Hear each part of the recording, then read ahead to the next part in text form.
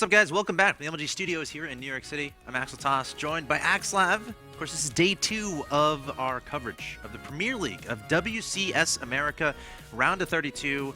Top 16 from the round of 32 go to the round of 16. Makes sense.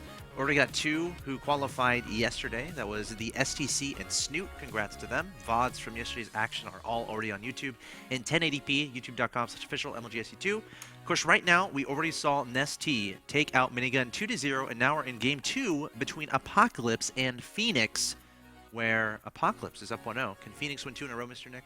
I think he definitely can. I mean, that game was very close. Just the one positional mistake of Fenix. And actually, you know what really played a big factor there, I think? Fenix spent 300 gas getting the Hellion Blue Flame upgrade and the Hellion Transform upgrade. Yeah. And he never really got any value out of either of those. And that really cut into his tank count, which then made it so much harder to defend that area of both the natural and the third base. And with less tanks, that's where there was the opening for Apocalypse to come in there. I love the idea behind it, though. Of course, you know, you research the Blue Flame so you can get those medevac drops done with those Blue Flame Hellions. You try to get what workers kills you can. But then later on, you can turn those Blue Flame Hellions straight into Hellbats. Of course, it's important to note, Hellbats don't get the Blue Flame upgrade. I guess it would make sense that they do, but a lot of people hopefully won't be confused about that. But no, I love the idea behind it, and I feel like both these players are showing really innovative tactics here in this best of 3 so far. Definitely. I really love the idea. I do think maybe you need to push it back further. Yeah. Or you need to do some crazy thing where you get a lot of Hellions.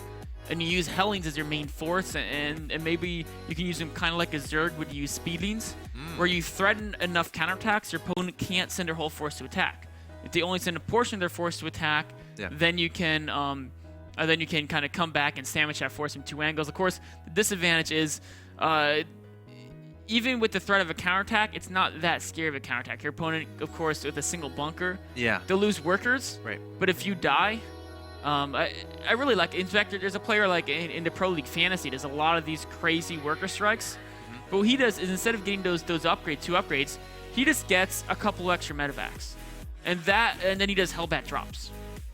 And I think that's a similar... I was a little bit surprised we didn't see that in that game. Well, we only saw 3 Hellbats at the very end of the game. There was almost no Hellbats. So there's a lot of resources into that transform mode that was never really used. I'm wondering if, you know, do these players have that much respect for each other, or in the current metagame, has the defense of such a play been kind of figured out?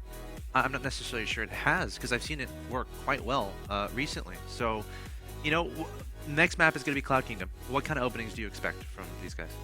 You know, I don't think Fenix will go mech again.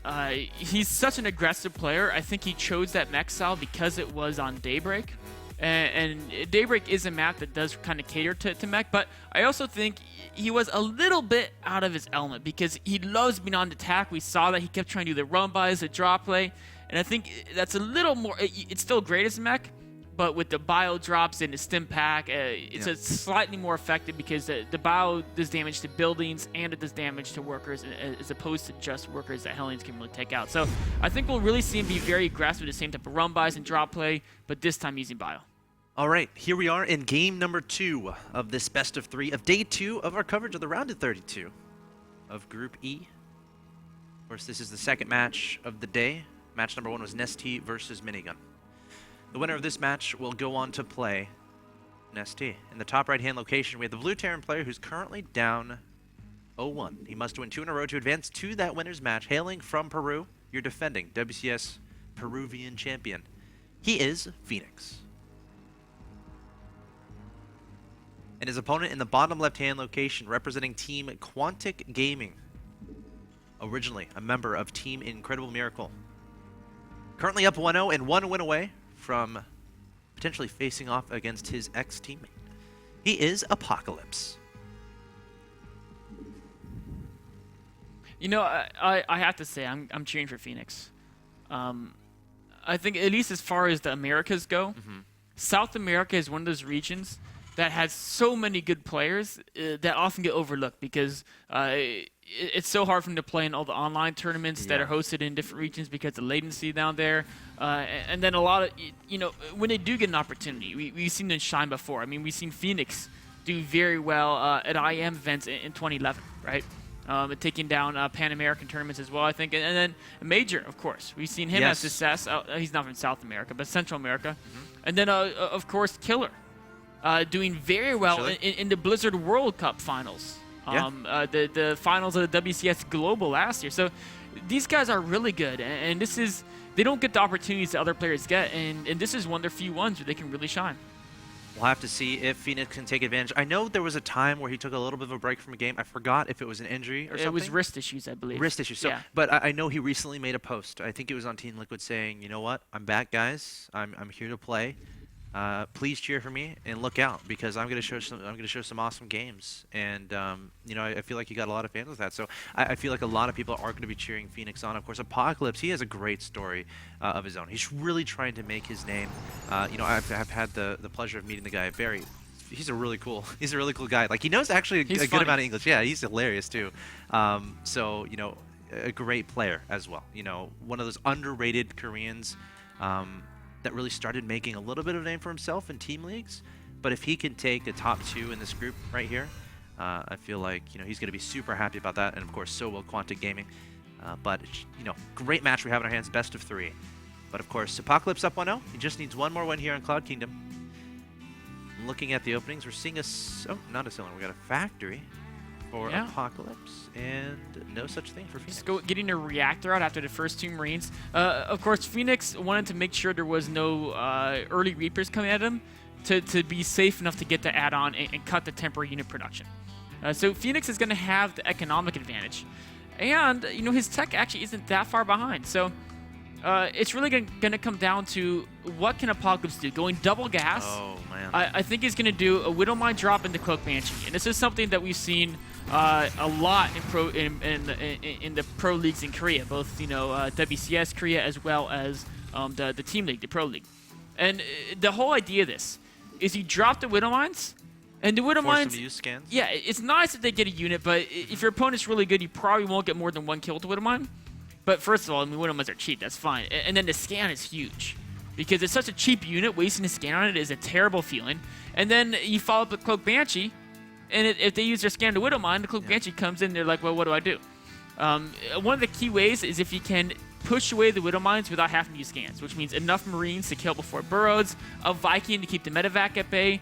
These are very key ways to defend this push. If you can't get either of those 2 done, it's extremely difficult. The first Widowmine! He's marching across the map here, feeling very bold. Yeah, taking damage is actually important. It is. Unless he gets an SCV. Well, he has an SCV right there. I guess he could have it. Maybe he's going to fix it up. Or maybe he just won't use that in his drop. That could be a possibility as well. But now, Fenix knows exactly what's going on. So, does he? Well, he knows there's Widowmine. Actually, wait. Apocalypse didn't make more than that first Widowmine. Oh, wow. Yeah, he's not. He's actually just going straight to Cloak Banshee. Interesting. I mean, now he's making a second one, but it's purely a defensive Widowmine, and he's not getting the medevac. So there's no Widowmine drop. And this is going to make the Cloak Banshee threat, I think it's not going to be nearly as big a threat, as long as Fenix doesn't use another scan. Fenix has to recognize that. Fenix sees no expo! He sees no expo. That's big, because now he knows there's some tech play going on here. So he for sure is going to be saving his actually double SCV scout. A little bit interesting there. Let's see if the other one can scout that the initial one didn't. I'm not sure much, unless he spotted that Banshee, which I don't think he did. He might have. Even if he didn't, though, he has to be thinking Banshee's a high probability, right?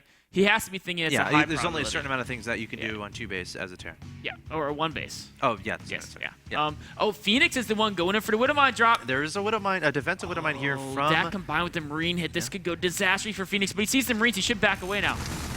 Yeah, just exactly. Burrow 1, force the scan, and a Marine kill. The Marine saying, I got this, guys. Another one can delay the command center. Oh, gonna try to burrow it fast. The Marine's gonna target that down, gonna try to prevent it from burrowing into the ground, of course.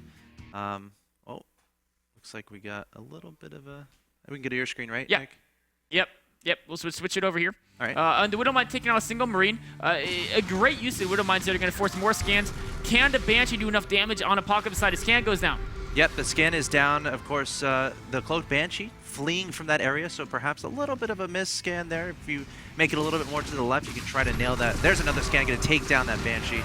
And not too much of a big deal there. The Widowmine is still alive in the main base here of Apocalypse. I mean, he used his scan to get rid of one of the naturals, which is more important because he had to build that command center, get that done. And this Widowmine, it's already gone 2 kills. So it's gotten, it got one Marine, I forget the other one was a Marine or SCV, but, and it's forcing a turret. These Widowmines are so effective. The Banshee's back into main. I don't know how much more damage this can do. There's still more, is there enough? Actually, he has no scan.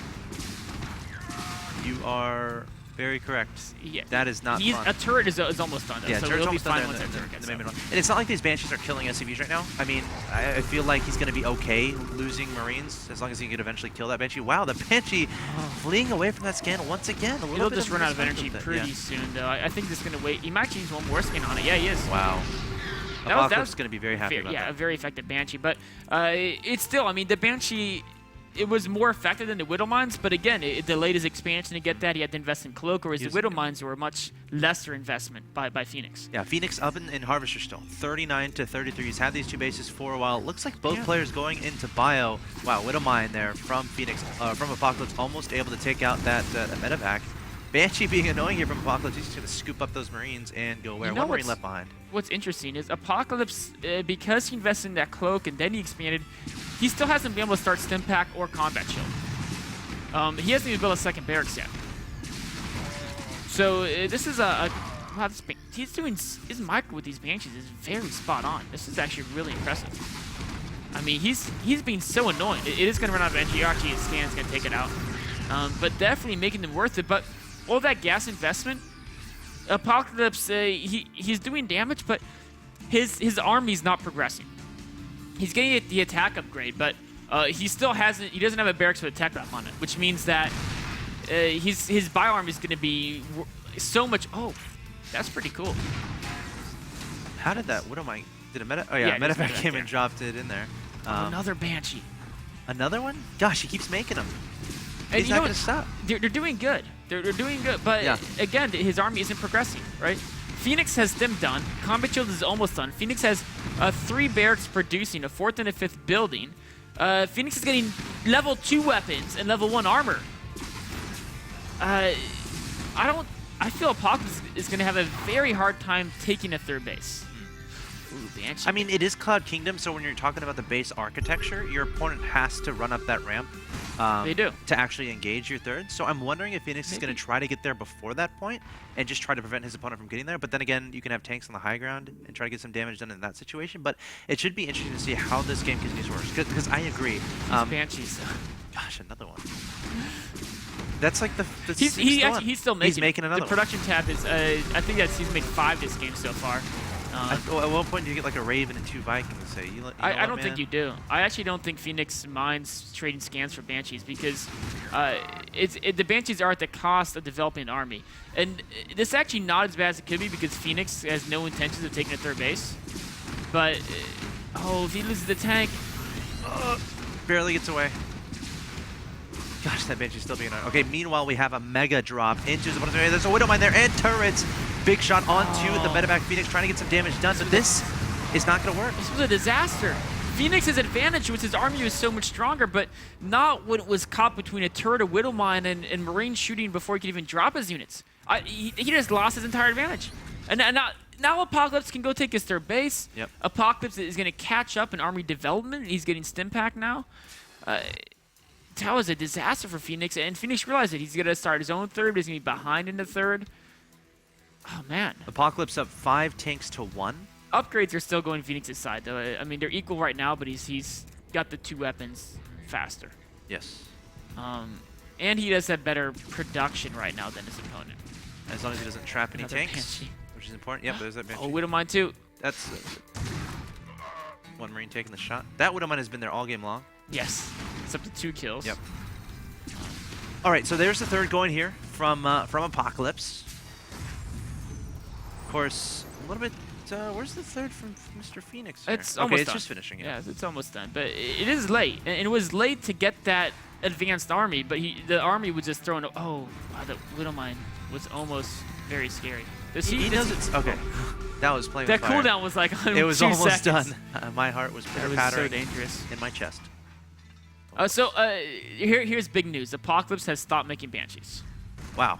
Yeah, he's building medevacs He's like, now. You know what? I think it's time to move on. It's time to get a couple medevacs. I think this is the last of the Banshees. The last one. No. Actually, no. He's got another one back with his army. I lied. Oh yeah, there it is. It has a lot of energy, too. It does. All right, so units tab, take a look at that. We have 33 Marines and 7 tanks here for Apocalypse. 3 tanks and 41 Marines. Uh-oh, engagement might happen here. The tank sieging up here first for Apocalypse. Fenix trying to run away, but medevac getting taken out, and Fenix donating more units there. And Marines in exchange for a tank. He was able to Apocalypse hold is the gonna ramp, take though, that all so day long. Yep. Well, I mean, the important thing here salvaged is a complete disaster. the third is up here from Oh, yeah. Apocalypse. It's been up. And now I'm wondering, when does Apocalypse decide to go across the map? Does this turn into a game where they just Apocalypse tries to deny the fourth base? Because the thing about Cloud Kingdom, again, it can be very hard to be aggressive towards that third. It really can. You have to go up a ramp. You have to potentially try to go for a flank, attack 3 places at once. It's a lot more difficult, and it's a lot easier for opponent to defend. And, you know, it's not like Apocalypse is incredibly stronger than Fenix. A 20 food gap is something, but that's almost just the same as crossing the map with the rally difference, right? So on Fenix's side of the map, the armies are going to be very even. And also, Fenix is still slightly faster on upgrades. Your upgraded quality. But actually, Fenix has given up his lead. He was a little slow getting that level 3 attack. So upgrades are actually almost exactly even. Oh, you're right. They're pretty much exactly the same. Yeah, pretty much exactly the same. So that's evened out. Apocalypse has advantage, at least once he finishes combat shield. But I don't know if it's enough to just straight up walk over his opponent. It's still going to be a very positional game.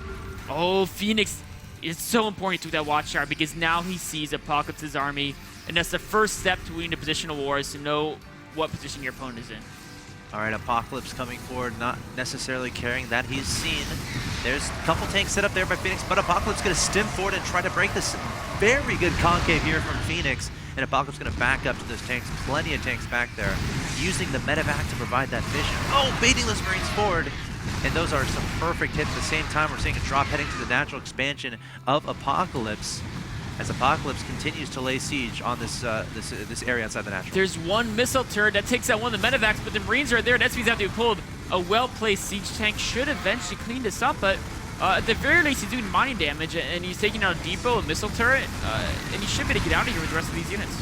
At the same time, 3 tanks coming forward here from Fenix, but Apocalypse has so many tanks sieged up Fenix.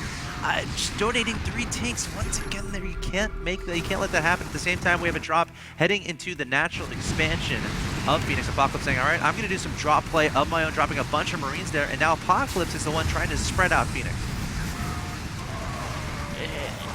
I don't know if this one works so well. Yeah. There's a turret there. Yeah, there was almost no economic damage. There was army nearby. Yes, that was a big difference. Yeah.